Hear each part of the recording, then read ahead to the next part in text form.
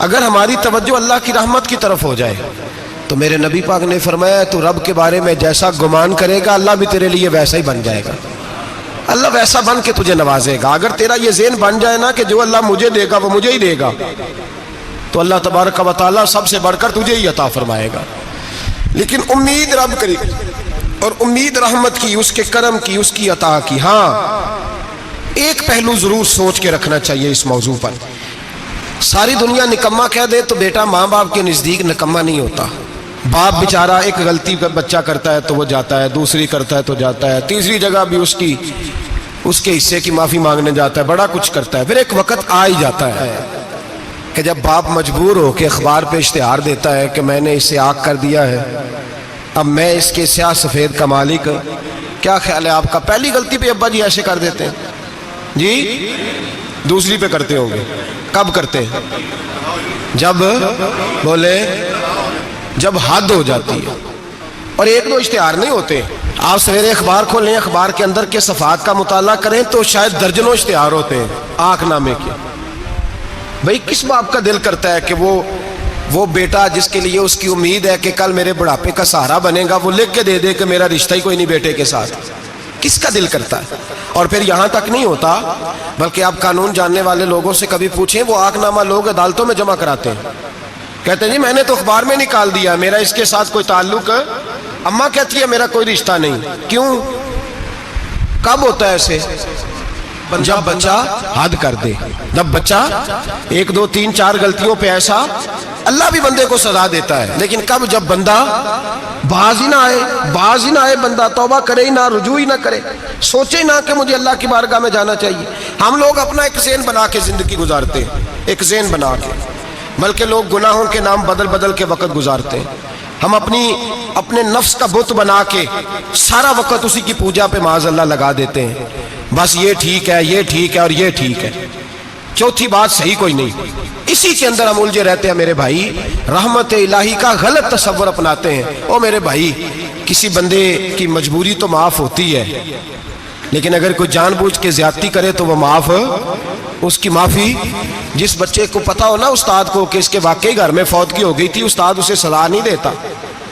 جس کا پتا ہو کہ واقعی یہ بیمار تھا تو استاد اسے کلاس میں کھڑا نہیں کرتا۔ جس کا پتا ہو کہ یہ زیادتی کر رہا ہے، جان بوجھ کے کر رہا ہے، استاد اسے ڈنڈوں سے مارتا ہے اور زیادہ مارتا ہے، کہتا ہے تو نالائق ہے، تو جان بوجھ کے کرتا ہے۔ میرے بھائی اللہ کی رحمت ہے، ہر ایک پہ برستی ہے، لیکن ایک بندہ کھڑا ہی ہو جائے رب کے مقابلے میں، وہ نہ نماز پڑھے، نہ مسجد آئے، نہ کوئی کام کرے، نہ وہ دین کی طرف توجہ کرے، نہ وہ کبھی اللہ سے استغفار کرے، نہ وہ کبھی جائز کام کی طرف توجہ کرے، ساری زندگی حرام اکٹھا کرے، ناجائز کرے، تو اب تو نے حد کر دی۔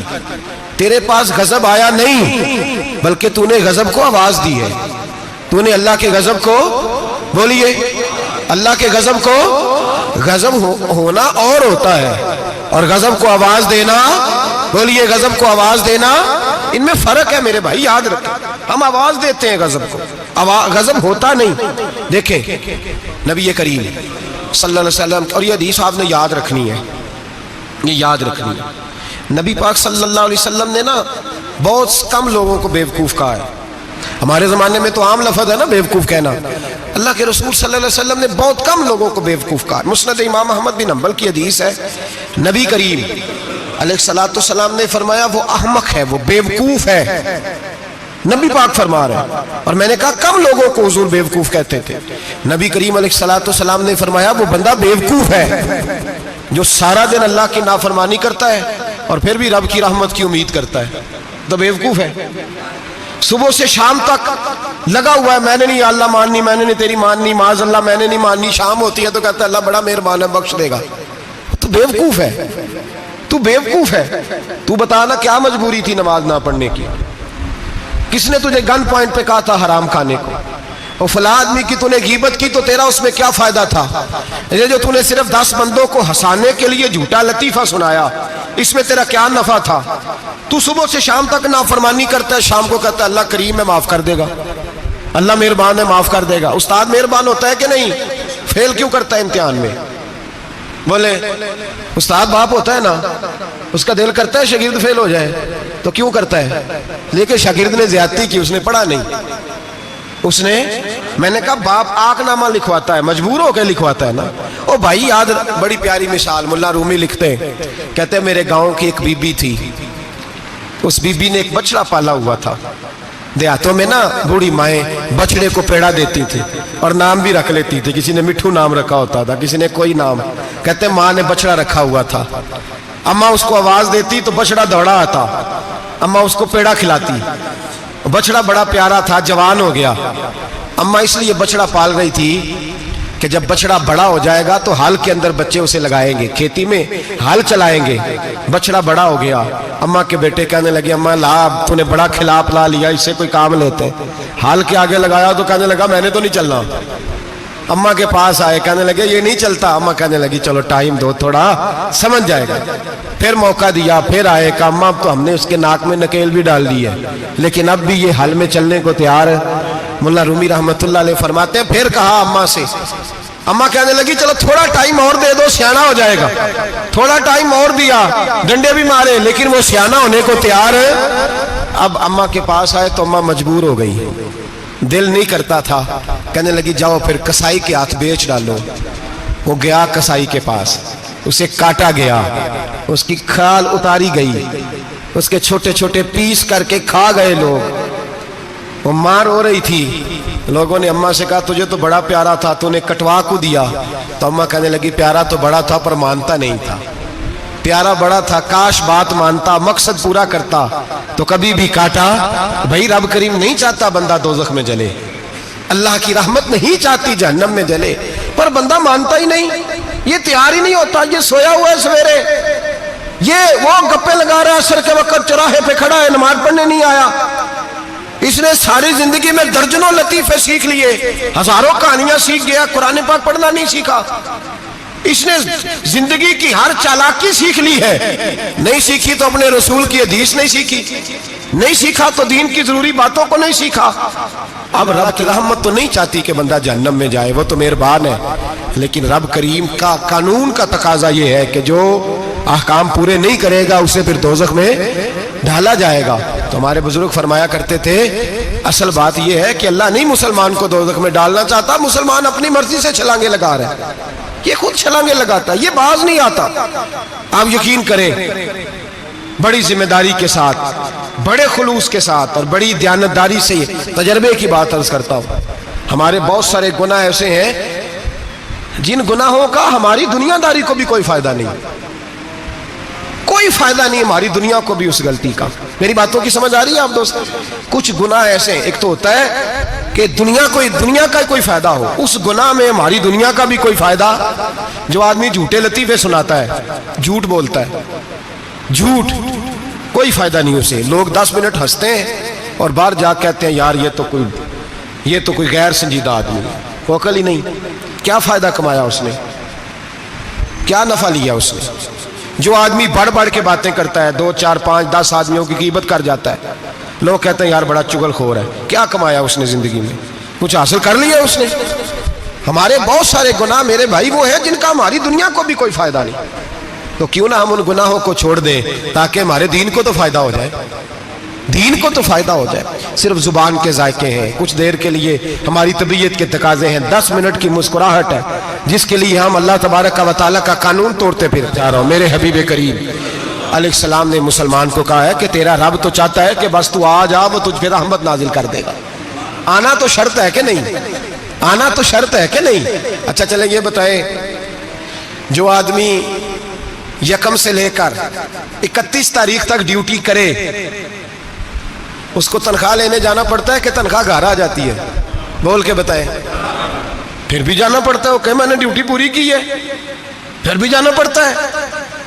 ڈیوٹی پوری کرنے کے باوجود تجھے تنخواہ لینے، اور ہو سکتا ہے کہ یہ بھی کہا جائے ابھی آئی نہیں کل آنا، ہو سکتا ہے یہ بھی کہا جائے پرسوں آنا، یہ بھی ممکن نہیں کہ فوراً او خدا کے بندے تو آتا ہی نہیں خدا کی رحمت لینے، تو اس کے گھر کی طرف رجوع ہی نہیں کرتا، تو توجہ ہی نہیں کرتا، تو کہتا اللہ مہربان ہے۔ بھائی مہربان تو ہے، تو رحمت لینے آیا ہے، تو نے کوئی بہانہ بنایا اس کی رحمت کا؟ اللہ کی رحمت قیمت نہیں مانگتی، بہانہ مانگتی ہے، پر بتانا تیرا کوئی بہانہ ہے کہ نہیں؟ میرے نبی کریم سید عالم صلی اللہ تعالی علیہ وسلم نے فرمایا رب قیمت کا سوال اور نہیں مانگتا. یقین کریں نہیں بندے قیمت مانگتے ہیں.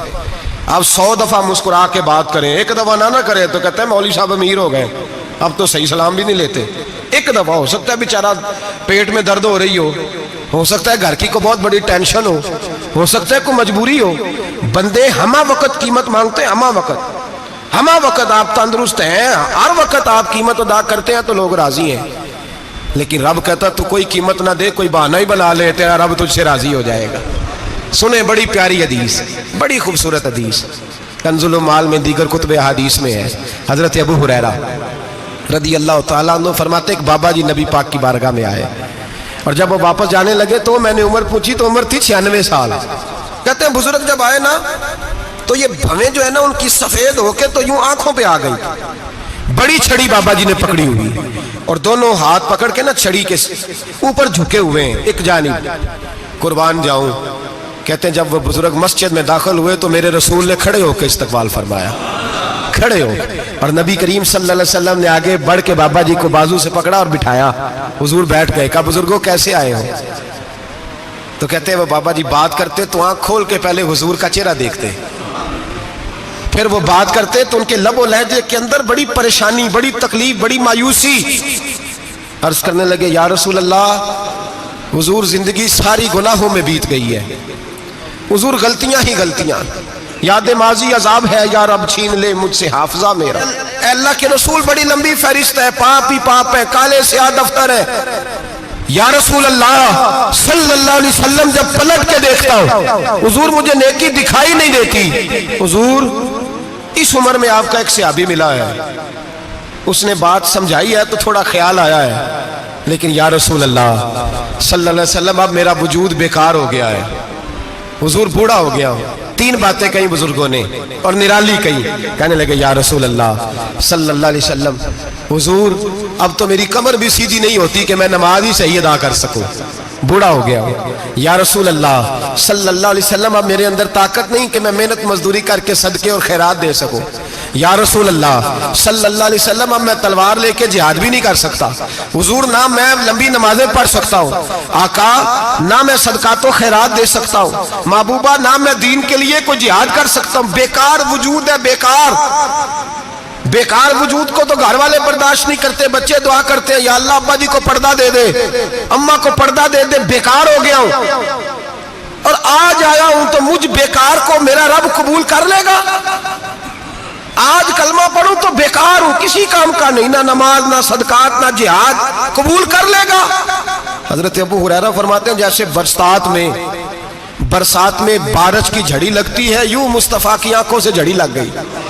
حضور کھل کے روئے, کھل کے, اور میرے حبیب پاک نے فرمایا بزرگوں بڑے مجاہد ہیں, دین کے لیے جہاد کرنے والے بڑے ہیں, رب کریم کو آپ کی تلوار کی اتنی حاجت نہیں, اور فرمایا اس کے خزانے کوئی خالی تو نہیں کہ آپ ہی گویا صدقہ دیں گے تو بھرے جائیں گے.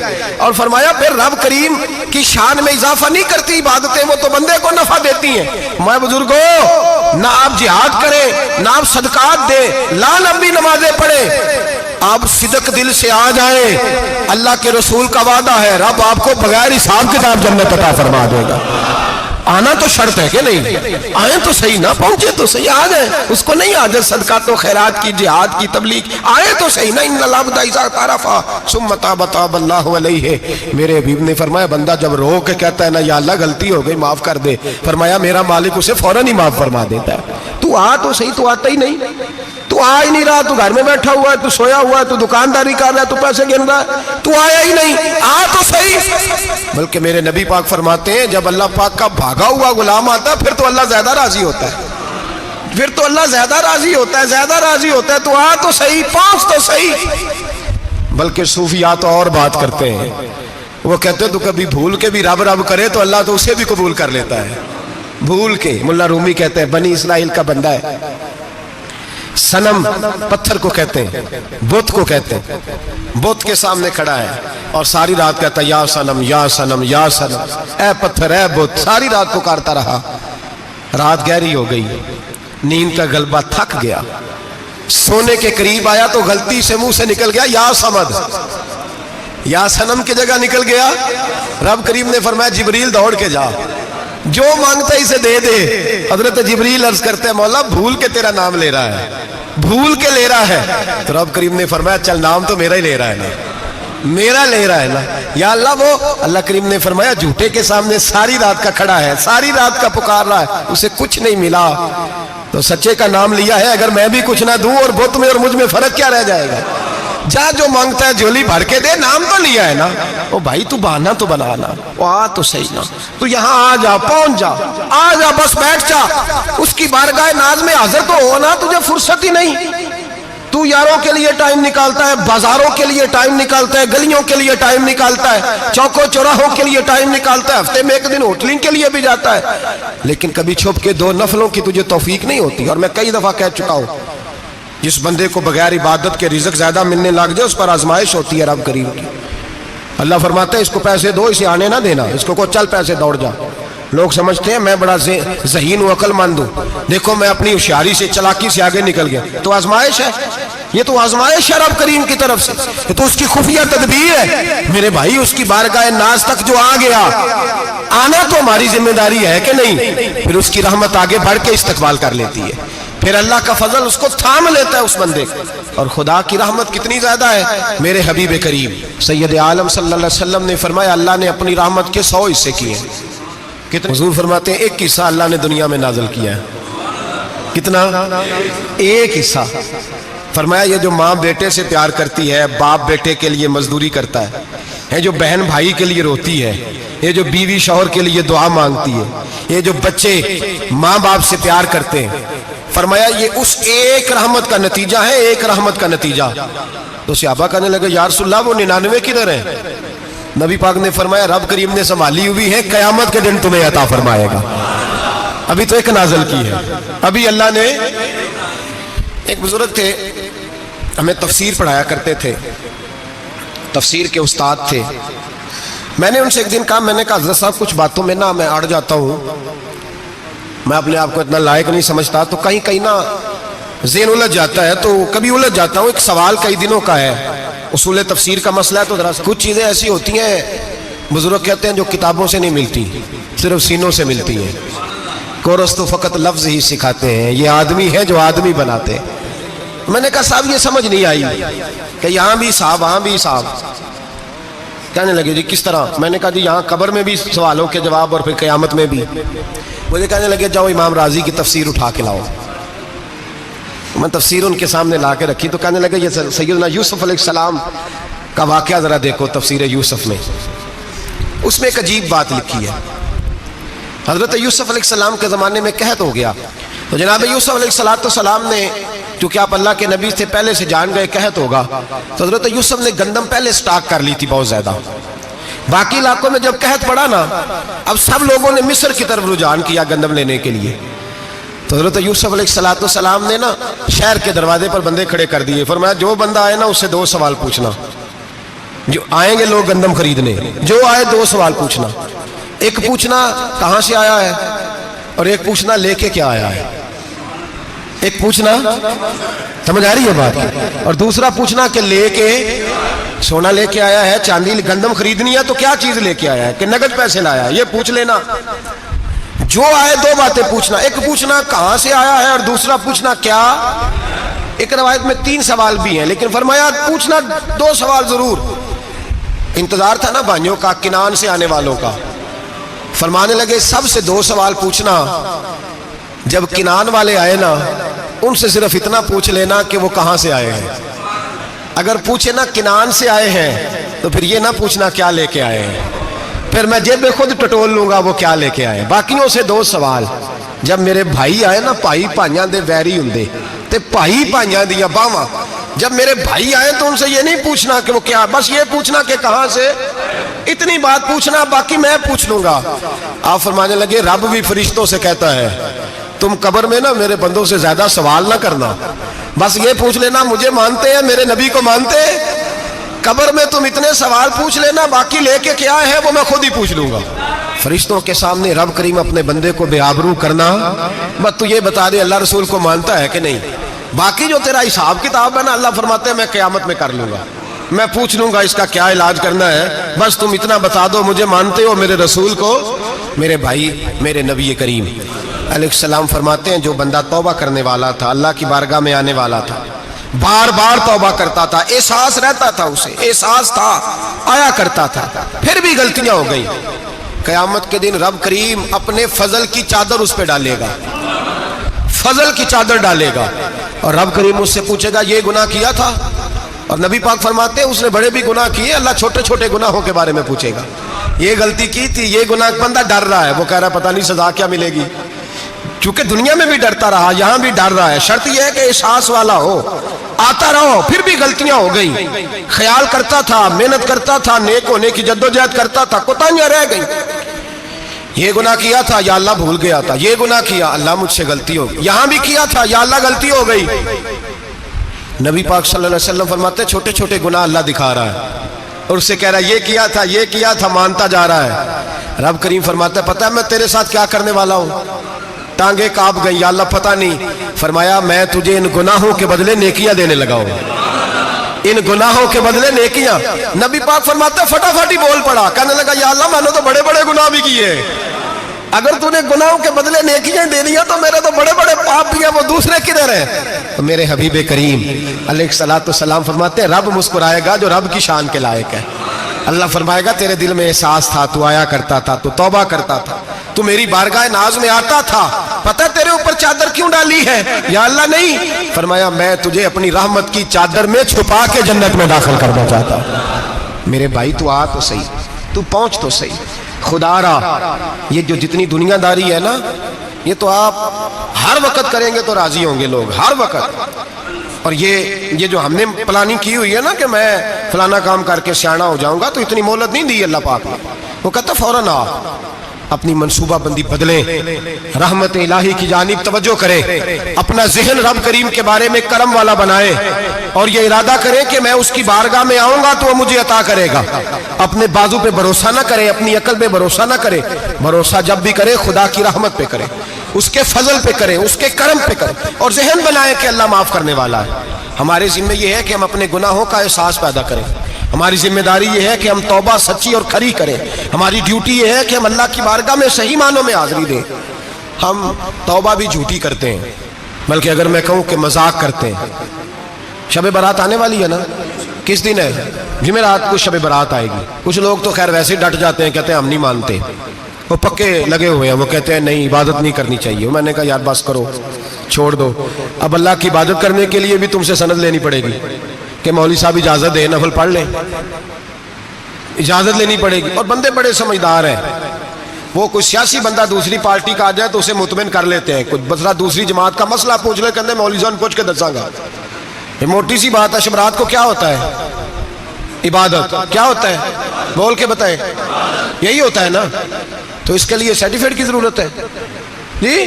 والذین یبیتون لربہم سجدا وقیاما، اللہ فرماتے ہیں میرے بندے ساری رات گزار دیتے ہیں یا قیام کرتے ہوئے یا سجدہ کرتے ہوئے، اس کے لیے سرٹیفکیٹ کی ضرورت ہے؟ بڑی جلدی مسئلہ پوچھنے آ جاتے ہیں لوگ۔ ہاں، ایک وہ ہے جو مانتے ہی نہیں سرے سے، ایک وہ ہے جو بڑا عجیب مانتے ہیں، وہ کہتے ہیں شب رات ہے، چھوٹا گوشت ہی نہیں مل رہا دکان سے، بھئی شب رات گوشت کھانے کا دن ہے، حلوہ کھانے کا دن ہے شب برات، موج کرنے کا دیہڑا آ گیا شب برات، شب رات آئی ہے، پہلے کلو گوشت آتا تھا اب 2 کلو لے لو، یہ کون سا طریقہ ہے شب برات منانے کا؟ اور پھر شب برات منائی جائے گی، معراج شریف سے پٹاخے چل رہے ہیں روز شام کو، چلتے ہیں نا؟ نہیں؟ میں کہ اور مینوں غلطی لگتی تسی بولے نہیں نا، چلتے ہیں پٹاخے؟ کون بیچتا ہے پٹاخے؟ ہندو، سکھ، یہودی؟ چلاتا کون ہے؟ کس نے کہا ہے چلانے کو؟ اس میں کوئی کسی فرقے کا بھی اختلاف نہیں ہوتا۔ ڈرنا چاہیے اللہ پاک سے۔ اللہ جہنم کی آگ ٹھنڈی کرتا ہے، ہم جلاتے ہیں شب رات کو، رب فرماتے ہیں ٹھنڈی ہوگی ہم جلا رہے ہیں۔ بچے پٹاخوں کے پیسے پڑوسی سے لے کے آتے ہیں کہ ہم سے لیتے ہیں؟ ہم منع کیوں نہیں کرتے؟ جوتے نہ پالش کرنے پہ تو تھپڑ لگتے ہیں، تو پٹاخے والے بچے کو نہیں پوچھا جا سکتا؟ باپ کی ذمہ داری ہے، اور محدثین نے مسئلہ لکھا ہے اگر بچہ نابالغ کوئی غلطی کرتا ہے تو اس کا باپ ذمہ دار ہے، جواب دے اس کی جگہ پر۔ ان کو سمجھائیں، شب برات آئے گی، پھر توبہ ہوگی، ہر مسجد سے رونے کی آواز آئے گی، زور زور سے لوگ روئیں گے، تڑپیں گے، اجتماعات ہوں گے، بڑے بڑے اجتماعات ہوں گے، तौबा करेंगे लोग, करेंगे ना इंशाअल्लाह ताला, आएंगे ना लोग मस्जिदों में, फिर सवेरे झूठ बंद हो जाएगा ना, अगली सुबह मिलावट खत्म, कम तोलना खत्म। ये कैसी तौबा है? वो दुकानदार जो शबरात वाले दिन गलत सूजी फरोख्त कर रहा है, मिलावट वाली चीनी बेच रहा है, ताकि दवाइयों में धोखा देते हैं लोग, दवाइयों में धोखा देते हैं। एक डॉक्टर खुद मुझे कहने लगे, वो मेरे दोस्त हैं, हल्का फुल्का कोर्स किया हुआ है, कहते मेरे दोस्त हैं कई सारे लोग, तो एक ऐसा ही हमारे शोबे का आदमी था, तो अपने अब्बा जी को वो ड्रिप लगाने लगा, तो अब्बा जी कहने लगे, पुत्र मिन्नू असली ला दे तेरी मेहरबानी, मिन्नू असली ला दे तेरी मेहरबानी, लोखा अली ना ला दे। ये हाल हो गया है। दवा, मुझे बताएं वो कौम इखलाकी तौर पे कितनी गिर चुकी है जो दवाइयों में जहर बेचती है, दवाइयों में। और मैं इंशाल्लाह किसी मौके पर तफसील से इस पर गुफ्तगू करूंगा, बड़ी तफसील से। मैंने बहुत सी मालूमात इकट्ठी की हैं कि कितना जुल्म करते हैं ये लोग, लिखने वाले भी, लाने वाले भी, बेचने वाले भी, कितने बड़े मुजरम हैं, सेहत के साथ खेलते हैं। सेहत बारह लाम दाम बरसरे, मतलब जिस आदमी ने धोखे का माल ला के रखा है शबरात वाले दिन के रात तौबा भी करनी है और सवेरे ये बेचना भी है, वो तौबा करने आया है। जिसने धोखे का माल ला के रखा है कि सवेरे बेचना है और रात तौबा भी करनी है, वो तौबा कर रहा है कि मजाक कर रहा है? तौबा मेरी तौबा, अस्तगफिरुल्लाह, या अल्लाह माफ कर दे, ऊंची ऊंची आवाज में रो रहा है, और सवेरे सारे चक्कर वही हैं। ये कैसी तौबा है? तौबा क्या है? मेरे नबी पाक अलैहिस्सलाम के गुलामों ने तौबा की तकसीम की। हजरत हसन बसरी से किसी ने पूछी तौबा क्या है, तो आपने फरमाया तौबा ये है कि जब तू तौबा कर ले तो फिर उस जगह नजर ना आना जहां खड़े होने से रब रसूल नाराज होते। और फरमाया तौबा ये है कि जब तूने तौबा कर ली फिर वहां से गैर हाजिर ना होना जहां हाजिरी का तुझे अल्लाह रसूल हुक्म देते हैं।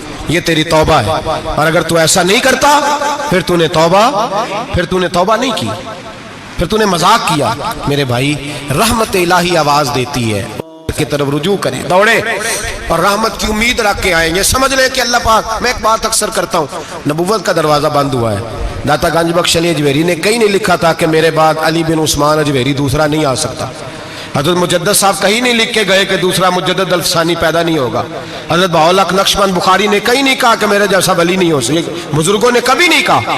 तू जदोजहद तो कर। इकबाल कहते हैं आज भी हो अगर इब्राहिम का ईमान पैदा, आग कर सकती है अंदाजे गुलिस्तां पैदा। तू प्रोग्राम तो बना, आगे की तरफ तो सफर कर। मेरे नबी करीम सैयद आलम सल्लल्लाहु अलैहि वसल्लम ने फरमाया तेरे आ जाने से तेरा रब राजी हो जाता है। जब तू आता है तो तेरा अल्लाह राजी हो जाता है। ये जो हमारी मुश्किलात होती है ना, जिनमें हम उलझे होते हैं, वो जो हमें जादू हो जाता है, तवीज़ कर देते हैं हमारे करीबी रिश्तेदार, वो तवीज़ नहीं होते, वो हमारे अमाल की सज़ा होती है, हमारे अमाल की सज़ा होती है। हम वो ढूंढते फिरते हैं कि बाबा मिल जाए फूक मारे सही कर दे, हालांकि वो हमारे अमाल की सज़ा है। हमें अपनी तरबियत करनी चाहिए हमें। और वैसे भी दम दुरूद तवीज़ धागा, मैं अक्सर कहा करता हूँ, मैं कहता हूँ मैंने किसी किताब में नहीं पढ़ा कि कोई बंदा नबी पाक से यमन से दम कराने आया हो कि मैं हुजूर से दम कराने जा रहा हूँ, मिस्र से आया हो दम कराने, शाम से दम कराने आया हो। मेरे नबी पाक के पास जो भी आया करता था नबी पाक का दीन सीखने आया करता था। दम दुरूद तो एक ज़िमनी चीज़ है, ज़िल्ली चीज़ है, हो गया तो ठीक है, वरना अल्लाह पाक अगर बीमारी में राजी है तो नबी पाक ने खुद बीमारी को सीने से नहीं लगा के रखा। खुद अल्लाह के महबूब सैयद आलम सल्लल्लाहु अलैहि वसल्लम का विसाल बीमारी के साथ हुआ, तो बीमारी तो मुरीदनी है मेरे नबी पाक की, वो तो कनीज है हुजूर के घर की। आम दाम बरसरे, मतलब खरी तौबा, सच्ची तौबा। और किस तरह की तौबा? मेरे नबी करीम अलैहिस्सलातु वस्सलाम ने एक दिन सहाबा से पूछा एक बात तो बताओ, बुखारी मुस्लिम की हदीस है, या रसूल अल्लाह पूछिए। नबी पाक सल्लल्लाहु अलैहि वसल्लम ने फरमाया अगर कोई आदमी सहरा में सफर कर रहा हो, बहुत बड़ा सहरा हो, ऊंट पर उसका सफर हो और उसने ऊंट पर खाने पीने का सामान बांधा हो, पैसे भी रखे हो, पानी भी रखा हो, थक गया सफर करता करता, दरख्त की एक टहनी के साथ ऊंट की नकेल बांधी और दरख्त के नीचे लेट गया आराम करने के लिए। अल्लाह के हबीब फरमाते अचानक उसकी आंख लग गई। जब जागा तो उसने देखा कि ऊंट तो गायब हो गया है, अब ना खाना है, ना पानी है, ना पैसे हैं, और सहरा बड़ा लंबा है, पैदल सफर भी नहीं कर सकता। थोड़ा सा ढूंढा, फिर मौत का इंतजार करने लगा, सोचने लगा मौत आएगी, अब मर जाऊंगा। अल्लाह के महबूब फरमाते हैं थोड़ी देर गुजरी, जब बिल्कुल मायूस हो गया था तो अचानक नजर पड़ी तो ऊंट उसका सामने खड़ा था पे। नबी पाक से अब्बा से पूछते हैं बताओ, उसकी कुल कायनात उजड़ गई थी, रास जाया हो गई थी, हर शय लुट गई थी, दोबारा उसे मिल गई है, बताओ उसे कितनी खुशी होगी। सहाबा कहने लगे या रसूल अल्लाह, नई जिंदगी मिल गई उस बंदे को, وہ ساری دنیا سے زیادہ راضی ہے۔ تو میرے کریم رسول صلی اللہ علیہ وسلم نے فرمایا رب کریم کا نافرمان بندہ جب اس کی بارگاہ میں آ کے توبہ کرتا ہے تو اللہ اس سے بھی زیادہ راضی ہو جاتا ہے۔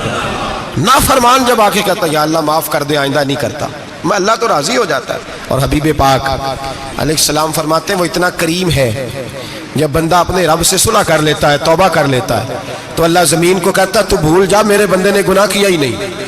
آسمان سے کہتا ہے تو بھول جا میرے بندے نے گناہ کیا ہی نہیں۔ پھر رب کریم فرشتوں سے فرماتا ہے کہ مٹا دو جو تم نے لکھا تھا، میں نے اپنے بندے کے ساتھ صلح کر لیا۔ شب برات کو آئیں گے مسجد میں انشاءاللہ؟ کتنے بجے؟ ہاں نہیں جو سوچیا ہی نہیں ہے اس پاسے تھے۔ عصر کے وقت مسجد آئیں شب رات۔ کتنے بجے جی؟ عصر کے وقت آئیں، غسل کریں، مسجد آئیں، عصر کے بعد درود شریف پڑھیں اور مغرب سے لے کر فجر تک عبادت کریں۔ مغرب میں شام شروع ہو جاتی ہے، ایک رات جاگ کے دیکھیں، جاگنا پڑتا ہے، مریض ہو جائے تب بھی جاگنا پڑتا ہے، دکھ لگ جائے تب بھی وہ جگا لیتا ہے۔ بڑے بڑے جاگتے ہیں، بڑے بڑے جاگ لیتے ہیں، وہ جگا لیتا ہے۔ تندرستی بھی، صحت بھی، دولت بھی، اے سی بھی، پلنگ بھی بڑا اچھا، لیکن اگر وہ نیند نہ دینا چاہے تو بندہ ساری رات ہی تڑپ کے جاگتا ہے، تڑپ کے۔ اور بھوکا اتنا، روٹی کا بھوکا اتنا پریشان نہیں ہوتا جتنا نیند کا بھوکا پریشان ہوتا ہے۔ الجھ جاتا ہے انسان، وہ جگا لیتا ہے قبل اس کے کہ وہ خود جگائے، خود بخود جاگ جائے۔ مغرب سے لے کر فجر تک نماز پڑھیں، ذکر کریں، درود پاک پڑھیں، محفل میں شرکت کریں۔ میرے رسول کریم علیہ السلام کی پیاری زوجہ ام المومنین سیدنا عائشہ صدیقہ رضی اللہ تعالیٰ عنہ کہتی ہیں حضور رمضان کے علاوہ سب سے زیادہ روزے شعبان میں رکھتے تھے، گویا پریکٹس ہوتی تھی رمضان کی۔ میں نے عرض کیا یا رسول اللہ صلی اللہ علیہ وسلم اتنے روزے کیوں رکھتے ہیں، ابھی رمضان تو آگے ہے؟ تو نبی پاک نے فرمایا عائشہ اس مہینے میں بندے کا عمل اللہ کی بارگاہ میں جاتا ہے، میں چاہتا ہوں جب میرا عمل جائے تو میں نے روزہ رکھا ہوا ہو۔ کثرت سے روزہ رکھیں اور میرے بھائی بدل جائیں۔ میرے نبی پاک نے فرمایا غنیمت جان اگر صحت ہے تو بیماری آنے سے پہلے غنیمت جان جا، یہ چلی جائے گی۔ بیمار آدمی سے کچھ بھی نہیں ہوتا، غنیمت جان لے لمحوں کو کچھ کر لے، اور اگر تیرے پاس فرصت ہے تو غنیمت جان لے مصروف ہونے سے پہلے۔ میرے حبیب کریم سید عالم علیہ السلام کے غلام فرماتے ہیں کہ نبی پاک صلی اللہ علیہ وسلم نے ہمیں مثال دے کے سمجھایا۔ مدینے میں جو قبیلہ سب سے زیادہ بکریاں پالتا تھا وہ بنو کلب کا قبیلہ تھا، اور فرماتے اتنی بکریاں تھیں کہ ان کی بکریاں ہم نے کبھی نہیں گنی تھی۔ نبی پاک علیہ السلام نے فرمایا جب شعبان کی 15ویں رات آتی ہے، یہ ترمذی کا لفظ ہے، فرمایا جب شعبان کی 15ویں رات آتی ہے تو بنو کلب کے قبیلے کی بکریوں کے بالوں کی تعداد کے مطابق اللہ میری امت کے افراد کی بخشش فرما دیتا ہے۔ اور صحابہ کہتے ہیں ہمیں لگتا یوں ہے کہ چونکہ ہم نے جو چیز سب سے زیادہ دیکھی تھی وہ بنو کلب کی بکریاں تھیں، اس لیے نبی پاک نے ہمیں سمجھانے کے لیے ان کی بات کی، ورنہ اگر ہم نے اس سے زیادہ کچھ شے دیکھی ہوتی تو نبی پاک اس کا نام بیان فرماتے۔ ہمیں سمجھانے کے لیے فرمایا بنو کلب کے قبیلے کی بکریوں کے بالوں کی کسی ایک بکری کے بال بھی بندہ گن سکتا، اور حضور نے فرمایا جو سب سے زیادہ بکریاں پالتے ان کی تعداد کے مطابق حضرت عائشہ صدیقہ رضی اللہ تعالیٰ عنہ فرماتی ہیں جنت البقیع میں حضور جایا کرتے، قبرستان میں، قبرستان کے کونے میں اللہ کے رسول کو میں نے نماز پڑھتے بھی دیکھا 15ویں رات کو، اور فرماتی ہیں حضور بقیع والوں کے لیے بخشش کی دعا بھی کرتے، قبرستان بھی جائیں شب برات کو ان کے لیے دعا بھی کریں۔ اور پھر میرے بھائی شب برات کو للہیت کے ساتھ آئیں، لوٹنے کا پروگرام بنائیں، اس سے قبل کے رب کریم خود جکڑ کے لے آئے، خود بخود آئیں، اس کے کرم کی طرف توجہ کریں، اس کی رحمت کی طرف توجہ کریں۔ میرے رسول کریم صلی اللہ علیہ وسلم کے پاس ایک دیہاتی آئے، مولا علی شیر خدا فرماتے میں بھی حاضر تھا، کہتے کبھی کبھی سادے بندے آتے تھے پر بڑی عجیب ہی بات کر جاتے تھے۔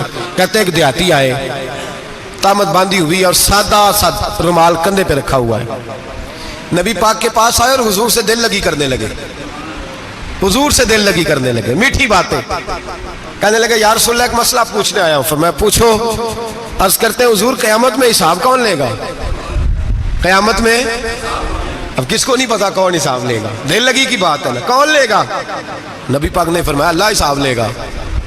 تو کہتے ہیں اس نے نا اور جملہ کہا تو ہم اس کی بات پہ حیران ہو گئے، کہنے لگے یا رسول اللہ واقعی اللہ حساب لے گا؟ تو کہتے ہیں نبی پاک مسکرائے، فرمانے لگے تجھے تیری مار ہوئے میں سچی تو کہہ رہا ہوں، تو کس طرح کی بات کر رہا ہے؟ اللہ ہی حساب لے گا۔ حضرت علی فرماتے ہیں اس نے رومال اٹھایا کندھے پہ رکھا، کہنے لگے یا رسول اللہ اگر رب حساب لے گا تو پھر اس نے معاف ہی کر دینا ہے۔ یہ کہہ کے وہ چلا گیا، یہ لفظ کہہ کے وہ چلا گیا۔ تو حضرت مولا علی کہتے ہیں میں نے حضور کا چہرہ دیکھا تو گلاب سے بھی زیادہ کھلا ہوا تھا، میں نے نبی پاک کا چہرہ دیکھا تو چاند سے بھی زیادہ روشن تھا۔ میں نے کہا حضور یہ کیا کہہ گیا ہے؟ نبی پاک نے فرمایا بندہ بڑا سادہ تھا، بات بڑی پیاری کر گیا ہے، بڑی پیاری کر گیا ہے۔ حضور نے فرمایا علی رب کریم ہے، اور کریم جب غالب ہوتا ہے تو کرم ہی فرمایا کرتا ہے، وہ کرم ہی کرتا ہے، وہ معاف ہی کرتا ہے، وہ معاف ہی کرتا ہے۔ اللہ معاف کرتا ہے، پر میں نے کہا کوئی معافی لینے آئے ہی نہ تو کوئی معافی لینے۔ ایک اور بات بھی آخر میں سمجھانی ہے آپ کو، وہ بھی سمجھ لیں۔ ہم جب کسی رشتہ دار کو راضی کرنے جاتے ہیں نا، ناراض ہو تو ہمیں پتہ چل جاتا ہے کہ یہ وقت ٹپانے آیا یا راضی ہو گیا ہے۔ دو قسم کے لوگ ہوتے ہیں، کہتے ہیں چلو برادری آ گئی ہے میں چلتا ہوں، پر کس طرح؟ ٹائم پہ ٹائم آؤں گا، 200 دے کے گھر آ جاؤں گا۔ اور جو راضی ہو جاتے ہیں نا وہ 2 دن پہلے آتے ہیں، دیگوں کا بھی خیال کرتے ہیں، وہ ملاقات کرتے ہیں، وہ کپڑے بھی نہیں بدلتے۔ فرق ہوتا ہے راضی ہونے میں۔ بات کی سمجھ آ رہی ہے آپ؟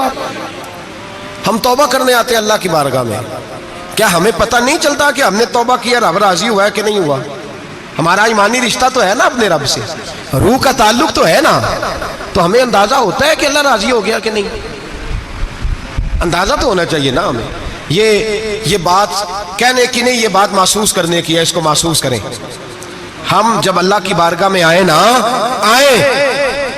تو پھر ہمیں اندازہ ہونا چاہیے کہ میں نے منا لیا ہے کہ نہیں منا سکا، میں اس کو راضی کر کے اٹھ رہا ہوں کہ نہیں اٹھ رہا۔ اگر بغیر راضی کیے اٹھے ہو تو پھر فارمیلٹی کرنے آئے تھے، پھر راضی کرنے نہیں آئے تھے۔ حضرت فضیل ابن عیاض رحمۃ اللہ تعالی علیہ فرماتے ایک دن میں نے سر سجدے میں رکھا اور میں نے کہا خدا بندہ آج مجھے پتا چلے گا کہ تو مجھ سے راضی ہے کہ ناراض ہے، تو پھر ہی میں اٹھوں گا۔ آپ فرماتے ہیں مجھے چاروں کونوں سے آواز آنے لگی کہ تیرا رب راضی ہو گیا ہے، اور فرماتے ہیں جس جگہ میں سجدہ کر رہا تھا وہ زمین بھی بولنے لگی کہ بس کر دے، عرش کا مالک تجھ سے راضی ہو گیا ہے۔ لیکن شرط یہ ہے، حضرت حبیب اجمی رحمت اللہ علیہ فرماتے ہیں میں سود کا کاروبار کرتا تھا توبہ کرنے سے پہلے، کئی دفعہ میں نے توبہ کی تھی، لیکن میری اس توبہ کے اندر صداقت نہیں ہوتی تھی۔ میرا دل بھی گواہی دیتا تھا کہ یہ نا بہت سارے بندے کہتے ہیں آئندہ نہیں کرتا، وقت ٹپاتے ہیں، جس طرح بندوں کو دھوکہ دیتے ہیں اس طرح معاذ اللہ توبہ بھی اسی طرح کی کرتے ہیں، لیکن بعد میں دوبارہ اسی ڈگر پہ چل نکلتے ہیں جس پہ پہلے ہوتے ہیں۔ آپ فرماتے ہیں میں کئی دفعہ توبہ کرتا تھا تو توڑ دیتا تھا۔ آج میں نے توبہ کی، کس طرح کی؟ سود کا میں دھندا کرتا تھا تو میں سود کے پیسے لایا، گوشت پکنے کو دیا بیوی کو، سود کے پیسوں کا دیا، میری بیوی نے ہنڈیا چڑھائی، تھوڑی دیر گزری تو وہ سارا گوشت خون بن گیا۔ میری بیوی اٹھا کے لائی، کہنے لگی لے جا یہ جو تو غریبوں کا خون نچوڑ کے لایا تھا نا، یہ خون بن گیا، خود بھی پی اور اولاد کو بھی پلاؤ۔ کہتے ہیں میں نے سچی توبہ کا فیصلہ کیا، آج پہلے میں سچی توبہ کا ارادہ نہیں کرتا، آج سچی توبہ کا فیصلہ کیا، اور میں نکلا حضرت حسن بصری کے پاس گیا، ان کی بیعت ہوا، توبہ کی، انہوں نے مجھے اعمال بتائے، کھری توبہ کی۔ کہتے ہیں جب توبہ کے لیے گھر سے نکلا تو چھوٹے چھوٹے بچے کھیل رہے تھے، ایک بچہ کہنے لگا پیچھے ہٹ جاؤ بہت بڑا سودیا ہے، اس کا سایہ بھی پڑ گیا تو ہمارے اندر نحوست آ جائے گی، پیچھے ہٹ جاؤ سود کا دھندا کرتا ہے۔ کہتے ہیں مجھے اور چوٹ لگی کہ یا اللہ تیری چھوٹی چھوٹی مخلوق بھی یہ سمجھتی ہے۔ کہتے ہیں میں توبہ کرنے گیا تو کھری توبہ کر کے آیا، حضرت حسن بصری کے پاس رو کے توبہ کی۔ میں وہاں سے واپس آیا تو بچے ابھی کھیل رہے تھے، کہتے ہیں وہ بچہ جو پہلے بولا تھا کہ پیچھے ہٹ جاؤ بڑا سود والا ہے نحوست پڑ جائے گی، وہ بچہ پھر آواز دے کے کہنے لگا دوستو پیچھے ہٹ جاؤ، رب کریم کا ولی آ رہا ہے، اللہ کا بندہ آ رہا ہے، کہیں ایسا نہ ہو ہمارے پیروں سے گرد اڑے اور اس ولی کے اوپر پڑے اور اس کی توہین ہو جائے، اللہ ہم سے ناراض نہ ہو جائے ولی کی توہین کر کے، پیچھے ہٹ جاؤ۔ آپ فرماتے ہیں میں نے تڑپ کے آسمان کی طرف دیکھا اور میں نے کہا یا اللہ مجھے سمجھ آ گئی ہے کہ کھری توبہ کیا ہوتی ہے، سچی توبہ، اصل توبہ کیا ہوتی ہے۔ جھوٹ موٹ کی توبہ نہ کریں، شب برات کو آئیں، اور بڑا دیانتداری کا مشورہ دیتا ہوں دل کو سنبھال کے آئیں، اگر جھوٹ نہیں چھوڑنا، فریب نہیں چھوڑنا، ہم نے مسجد کی حاضری کی پابندی نہیں کرنی تو پھر توبہ کے لفظ پکارنا دھوکہ ہے، پھر یہ دھوکہ ہے، پھر یہ مذاق ہے، پھر مذاق نہ کریں، آنا ہے تو کھری توبہ کے ارادے سے آئیں، کھل کے آئیں۔ انشاءاللہ ہر سال ہم بھی ساری رات یہاں بیٹھتے ہیں، آپ سے بھی گزارش کریں گے کہ چھٹی نہ کریں، وقت پہ آئیں، مغرب میں آئیں، نوافل ادا کریں، عشاء کے بعد نوافل پڑھیں۔ محفل کرنے کا مقصد یہ ہوتا ہے کہ تلاوت سے دل نرم ہوتا ہے، نعت سے دل نرم ہوتا ہے، تقریر سے انسان کی سوچ بدلتی ہے، توبہ کی طرف جاتی ہے۔ یہ سارے کام کر کے جب بندہ استغفار کرتا ہے، توبہ کرتا ہے، تو اس کے لیے آسان ہو جاتا ہے، ذہن بن جاتا ہے۔ اس لیے واعظ بھی ہوگا، ذکر بھی ہوگا، دعا بھی ہوگی۔ وقت کو ضائع نہ کریں، رمضان قریب آنے والا ہے۔ بزرگ کہتے ہیں اگر شب برات پہ سچی توبہ کر لو گے تو پھر رمضان میں جو نیکیاں کرو گے وہ تمہارے پاس سٹاک بن جائے گا، وہ تمہارے پاس خزانہ اکٹھا ہو جائے گا۔ توبہ ابھی سے کر لو، معاملات ابھی سے سمیٹ لو، تاکہ جب رمضان آئے تو پھر نیکیاں خزانہ بن کے جمع ہو۔ ہمیشہ مدحت خیر الانام میں گزرے، دعا ہے یہ عمر درود و سلام میں گزرے۔ آخر دعوانا ان الحمدللہ۔